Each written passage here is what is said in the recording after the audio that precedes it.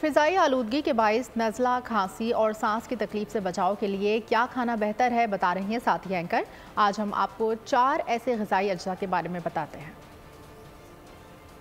फ़िज़ाई आलूदगी के बाइस नज़ला, खांसी और सांस की तकलीफ से बचाव के लिए क्या खाना बेहतर है। आज हम आपको बारे में बताएंगे जो आपकी क़ुव्वत मुदाफ़त को बढ़ाकर आलूदगी के असरात से बचाने में बेहतरीन किरदार अदा कर सकते हैं।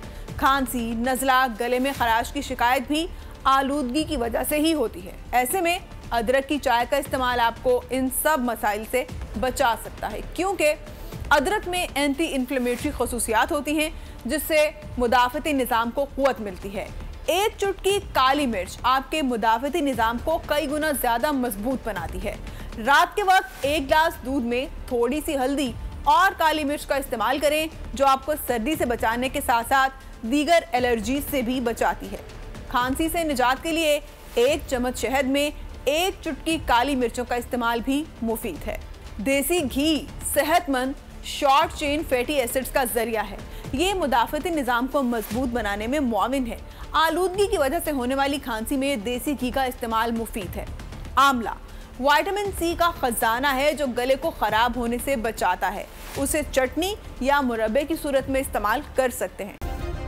सब्सक्राइब करें और बेल दबाएं ताकि कोई खबर रह न जाए।